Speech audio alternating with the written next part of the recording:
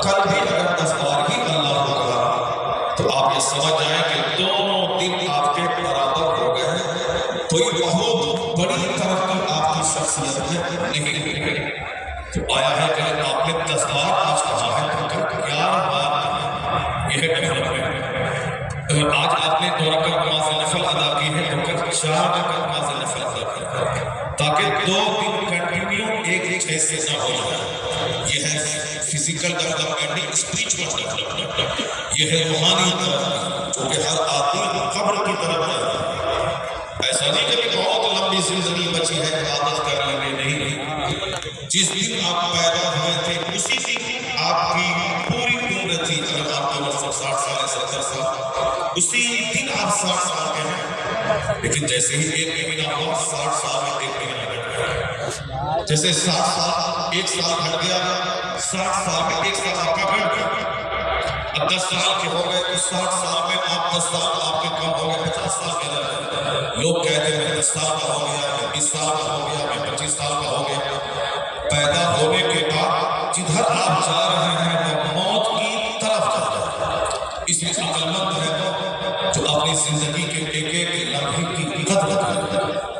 عقل مند ہے وہ جو پنکچوئل وقت کا پابند ہو۔ ایسا نہیں جیسے جیسے پیدا ہوا، جیسے جیسے مر گئے، اس کے بعد بچے بھی اس کو یاد نہیں رکھیں۔ عام طور پر آپ کو معلوم ہے کہ اچھے لوگوں کی اولاد اپنے باپ کا ریفرنس لیتی ہے کہ میرے باپ نے ایسا کہا، میرے باپ نے ایسا کہا، میرے باپ ایسے کرتے تھے۔ ہمارے بہت سارے ہمارے احباب کہتے ہیں ہمارے باپ کھیت میں بھی ہل چلانے جاتے تھے تو پاس مسلح لے کے جاتے تھے، مزدور کام کرتا تھا وہ قرآن لے کے بیٹھ جاتے تھے۔ جب ان کے والد قرآن پڑھتے تھے تب ان کا بیٹا ابھی 10 کے بیچ میں کہتا ہے کہ میرے باپ قرآن پاک کی تلاوت کرتے تھے، لیکن اگر ان کا باپ ہر وقت چھینی لے کے بیٹھ جاتے، ان کا باپ ہر وقت گٹکا لے کے بیٹھ جاتے، ان کا باپ ہر وقت موبائل لے کے بیٹھ جاتے، تو ان کا بیٹا ان کی کس اچھائی کا چرچا کے ماننے کے بات کرے گا؟ میرا باپ بڑا گٹکا خور تھا، میرا باپ بڑا سگریٹ نوش تھا، میرا باپ بڑا گھمکڑ تھا، اس لیے گھمکڑ مت بنے۔ جلسہ جلوس میں آئے ہیں تو غور سے بیٹھیں اور اخیر تک شریک رہ کے دعا میں شریک رہ کے یہاں سے جائیں۔ طریقہ ہے کہ پہلے قرآن پاک کی تلاوت ہو، پھر اللہ سے دعا کریں، وہ دعا قبول ہوتی ہے۔ پہلے 2 رکعت نماز پڑھیں، پھر اللہ سے دعا کریں، وہ دعا قبول ہوتی ہے۔ پہلے یہاں 4-5 گھنٹے خوب اللہ کا ذکر ہو جائے، مسائل سیکھیں، واعظ سنیں، اپنی زندگی میں نکھار پیدا کرنے کے لیے کچھ اصول اور ضابطے کو سنیں، پھر اخیر میں دعا ہوگی، وہ دعا قبول ہوگی۔ ایسے نہیں آئے مسجد بیٹھے اور ہاتھ اٹھا دیا، وہ دعا مانگنے کا طریقہ نہیں۔ دعا مانگنے کا طریقہ ہے پہلے ذکر، پہلے درود، پہلے تلاوت، پہلے عبادت، پھر اخیر میں دعا۔ یہ 4 گھنٹے کی جو محفل سجی ہے، پہلے آپ اللہ کا ذکر جی بھر کے سن لیں، پھر اخیر میں جب دعا ہوگی پیر طریقت حضور ارسلان نائب تاج الشریعہ کی دعا ہوگی۔ ابھی بریلی شریف جو مرکز اہل سنت ہے، آج 10 کروڑ سے زیادہ مرید سرکار تاج الشریعہ کے ہیں۔ تاج الشریعہ کا دوسرے مفتی سے فتویٰ لکھواتے کم تھے، وہ خود فتویٰ لکھتے تھے تو اعلیٰ حضرت کی یادگار، مفتی اعظم ہند کی یادگار بن کے پوری دنیا میں مسلک اہل سنت کی دھوم مچاتے رہے۔ انہی کی جھلک، انہی کی چمک، ان کا پرتو بن کر حضور سیدی السلام نے ابھی اسلامی افق پہ چھا رہے ہیں۔ نوجوان 4 سال رائٹر، بہت بڑے مصنف، بہت بڑے مدرس، 80 سال کی عمر میں بندہ اس بلندی پہ نہیں پہنچتا ہے جتنی بلندی پہ 29 سال ہمارا شیخ پہنچ چکا ہے۔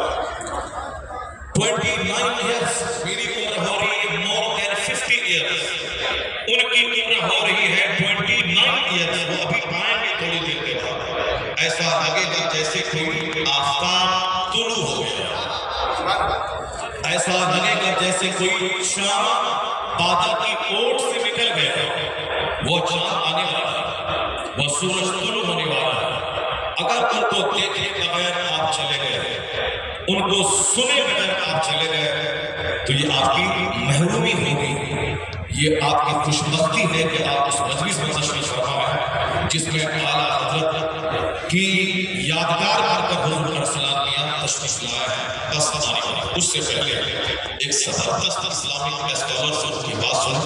ہوتا کیا ہے کہ آپ لوگ ان زبان کو زیادہ سنتے ہیں جو زیادہ گرج والی ہو، زیادہ زوردار ہو، اس لیے آپ یہ سمجھتے ہیں کہ صاحب جو نارملی بولے مزہ نہیں آ رہا، مزہ نہیں آ رہا ہے، بلکہ آپ ان کے جملوں پہ، ان کی بات پہ غور کر رہے ہیں۔ ابھی آصف سیفی صاحب بہت اچھی گفتگو ہونے کی، دل میں اترنے والی، رولانے والی، غوث اعظم سے قریب کرنے والی، سرکار دو جہاں کی سنتوں پر عمل کرنے کی پریرنا دلانے والی گفتگو، مگر چونکہ بہت زیادہ چیزیں چلائے نہیں، اس لیے ممکن ہے کہ ہمارے بچوں کو یہ لگا کہ تقریر جبھی ایسا ہوتا چیخنا چلانا کمال نہیں ہے، نارملی قاعدے سے روشنی دینے والی گفتگو سننا یہ کمال ہے۔ مفتی صاحب جو اسکالر ہوتے ہیں وہ چیخنے چلاتے نہیں، وہ قاعدے سے کچھ مسائل کا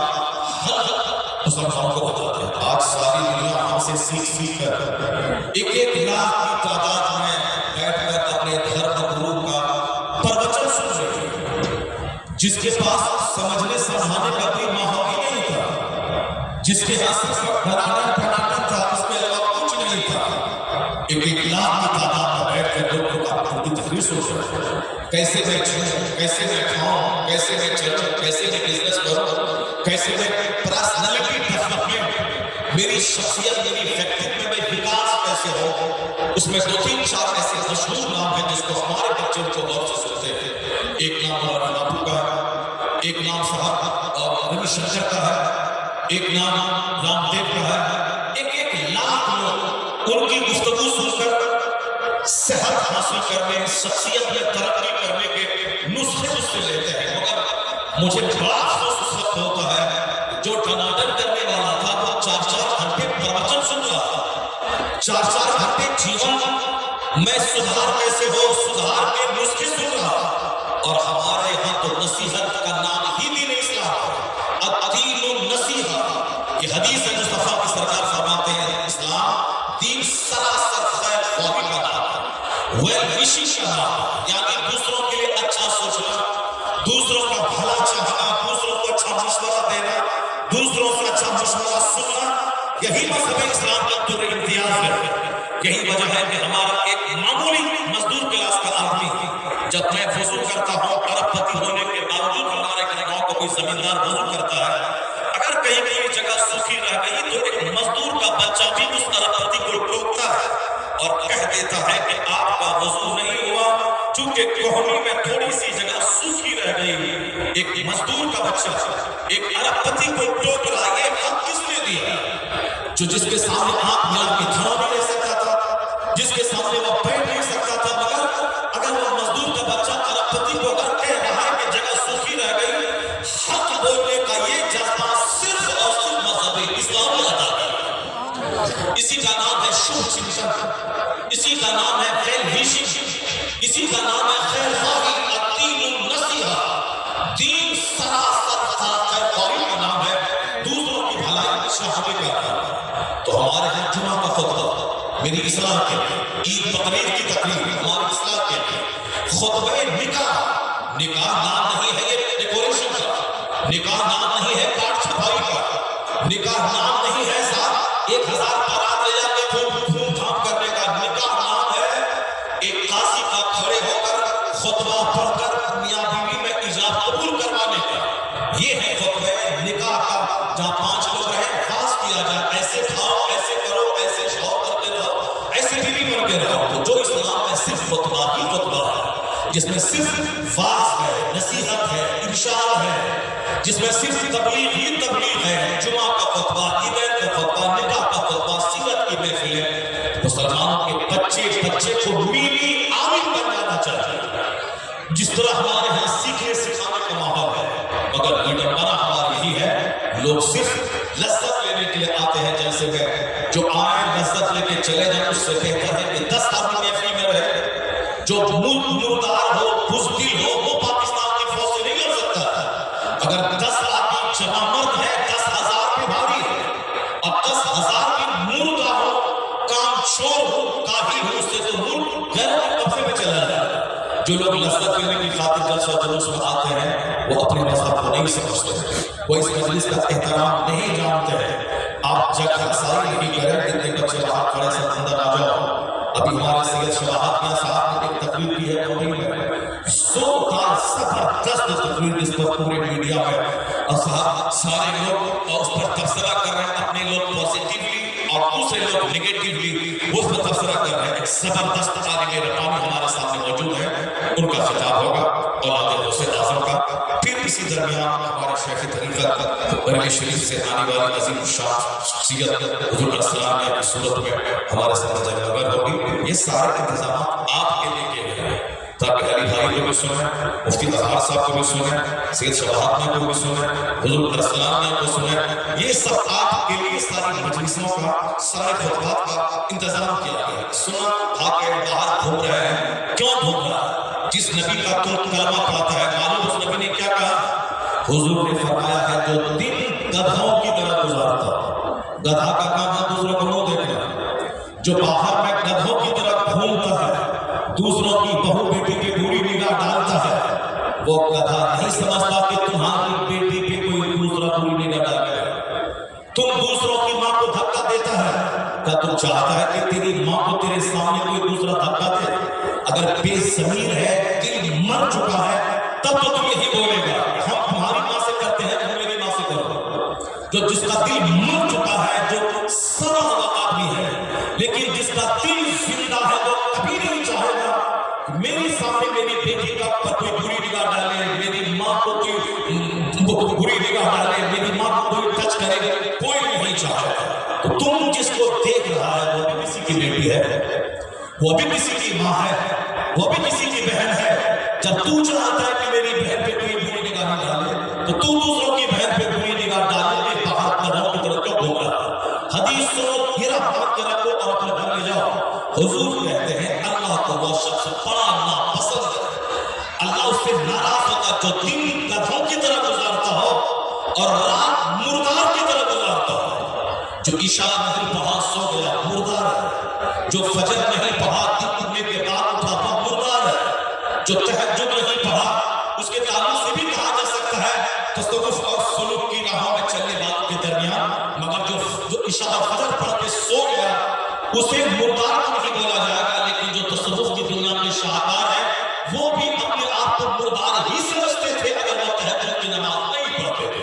ایک اعلیٰ صفت ہے, عام آدمی عام مسلمانوں کے لیے فجر پر ظہر عشاء پڑھ کے سو جائے اور پھر اٹھ کے فجر پڑھے, وہ شخص مردار کی گنتی میں نہیں ہے. لیکن جو عشاء نہ پڑھے, فجر نہ پڑھے, رات بھر 8 گھنٹے سو جائے, حدیث میں آیا ہے کہ وہ مردار, اللہ اس مردار کو ناپسند کرتا ہے. اور جو دن بھر دکان پہ دوسروں کا منہ دیکھے, بازار سب سے پہلے جائے, بازار سے سب سے لاسٹ میں کھڑا, دوسروں کی دکان پہ بیٹھے, کوئی کام دھام نہیں ہے, جو گدھوں کی طرح دن بھر گھومتا رہے, اللہ اس کو ناپسند کرتا ہے. آدمی وہی جو ایک ایک منٹ کی قدر کرے, آدمی وہی جو ایک ایک منٹ اپنے لیے اکسیر سمجھے. 1 منٹ کتنا قیمتی ہے آپ کو معلوم ہے. رمضان آنے والا ہے, 4:30 پہ اگر سحری کا آخری ٹائم ہے تو 4:30 سے پہلے ٹی وی حلال ہے, پانی حلال ہے, دانا حلال ہے.